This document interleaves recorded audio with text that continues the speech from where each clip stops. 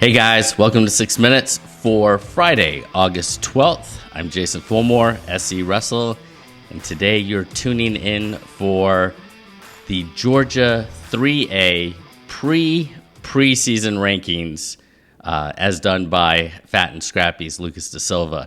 So, we got together a couple weeks ago, and this is even shot a little bit ahead of the time that's being dropped. So things might change a little bit, but for the most part, this is who Lucas sees as the top 10 teams as we kind of begin the school year for 3A in Georgia. So I hope you guys have a wonderful time. I hope you enjoy the conversation. And as always, if you disagree, make sure you leave a comment and let him know. So here is my conversation with Lucas DeSilva.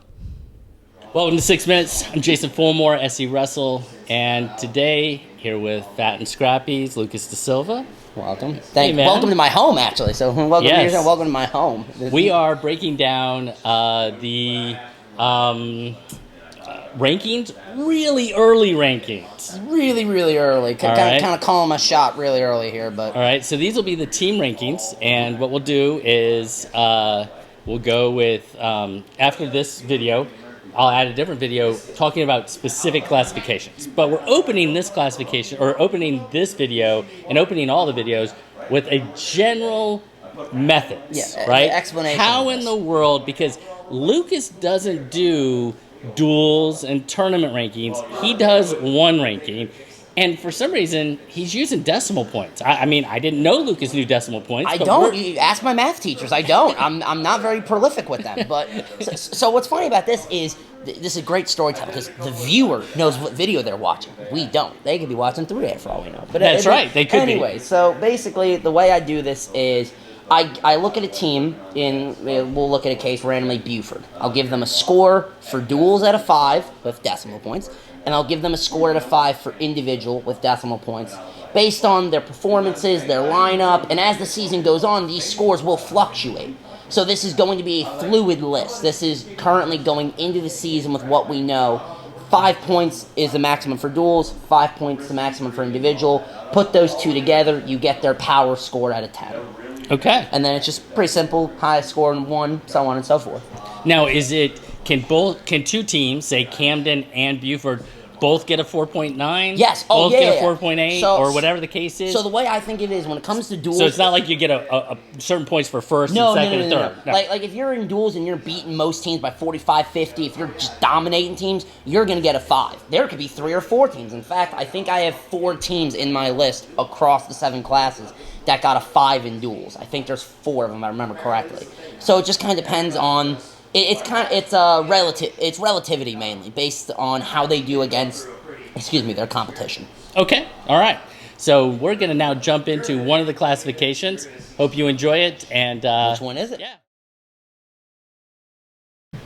All right, welcome to the 3A rankings, Fat and Scrappy's rankings of the 3A crew. Is that supposed to be 3? Yeah, 3. Yeah. All right. So just like in other classifications. 3A has some new faces. We have some new kind of...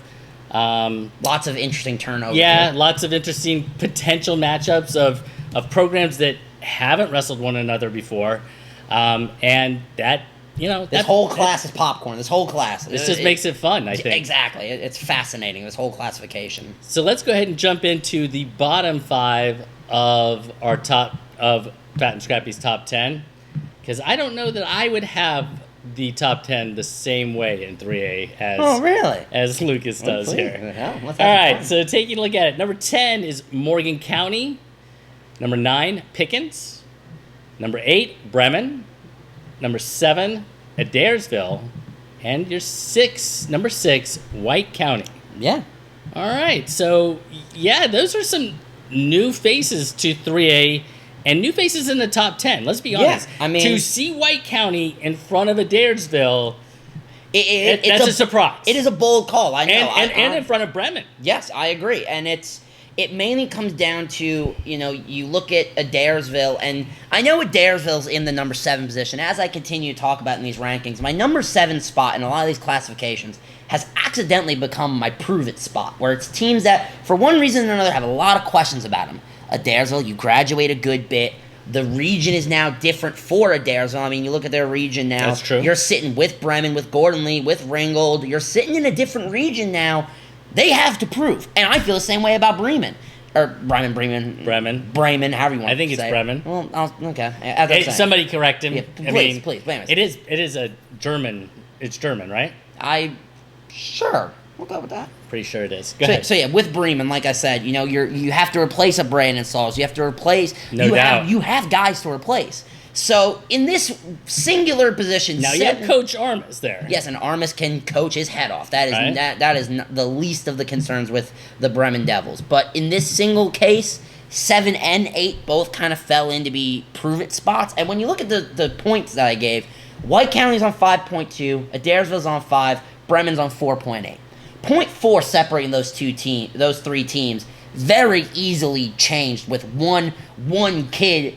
All right, so I'm with you. So what was it about White County that stood out to you that you felt like they're at 6? The fact that they have the most returning of those 3 when it comes to what we know of. Yes, with Bremen and Adairsville, they still have talent there, obviously, and younger guys.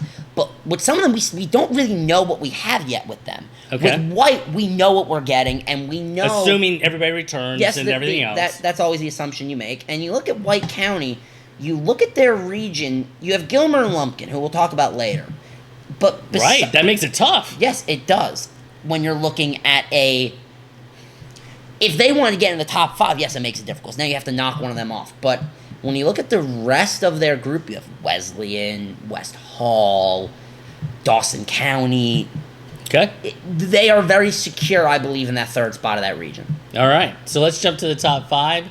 In the number 5 spot, you've got Franklin County. Franklin County, yes. Okay, so what was it? And there's according to your rankings, there's a distance between Franklin County and White County. 1.1 points. Franklin County sitting on 6.3. I mean, the Lions, they looked good last season. Great coaching staff. They've been toward the top. They know what it takes to beat a lot of these teams. They haven't been able to knock off a top notch yet, but they've been there. They've been in the range. They know how to run their room, and I hear a lot of good things out of my sources in that region about them, and I firmly do believe that they're one to watch this season for sure. Okay. Coming in at number 4 is Ringgold, who I saw last year, I think at McCallie, and some really good kids, some tough kids, certainly willing to battle and so on and so forth. So a number 4 spot for Ringgold, who didn't finish nearly that high last year, right? And it was because they lost a handful of matches that, maybe 1 point, 1 call away, and you're not one to cry over spilt milk or lay a shoulder for one to cry on, but you look at Ringgold, in their best case scenario, they're walking out with a very high trophy last season. It didn't fall that way for them, but in this very specific scenario of 3A with so much turnover, they return everybody. They now bring a new crop of talent that I think you have some dynamic possibilities with some of those kids. Same coaching staff, a community that cares about that team. No doubt about that. And that's where I think you get the intangibles of a winner, and we see it with all 3 of the teams above them. They have the intangibles of a winner, and that gives the edge in a lot of situations to me when it comes to some of these teams. And this is a perfect example of that. So your number 3 team is Lumpkin County. Lumpkin County. I mean, so this is a team that 4 or 5 years ago was pretty high. Took a little bit of a dip, right? It took a little bit of a culture change, maybe. I don't know. That's right. It is what it is. And now you see them definitely on the upswing and definitely back. Oh, absolutely. Making a push. 6.8 points for them. They look great. They returned most of their talent from last season. And you talk about a community loving a team and being all in for them. I mean, the Dahlonega Gold Mine Classic is one of the best youth tournaments in the state year after year. They put on great tournaments. They do good with their youth club. They fund well, and they love wrestling, and they love that school. The Indians of Lumpkin County I'm high on them. They are super, super talented, and they're super willing to battle. And talk about intangibles of winning. They are always able to go 6 minutes. They keep their mind in it at all times. They have a laser focus, it seems, on the task at hand. And that is where some teams, sometimes slip. We see it in duels all the time. A team maybe looks ahead. Mm-hmm. I really like Lumpkin County. I think they have a really good chance this year at a deep run. So is 3A really, though, at the end of the day, a 2-team race? I would say so. And I mean, your number 2 team is Columbus. And Columbus, boy, they have some real hammers in their lineup, right? They have some really talented kids. How close are they to your number 1, Gilmer?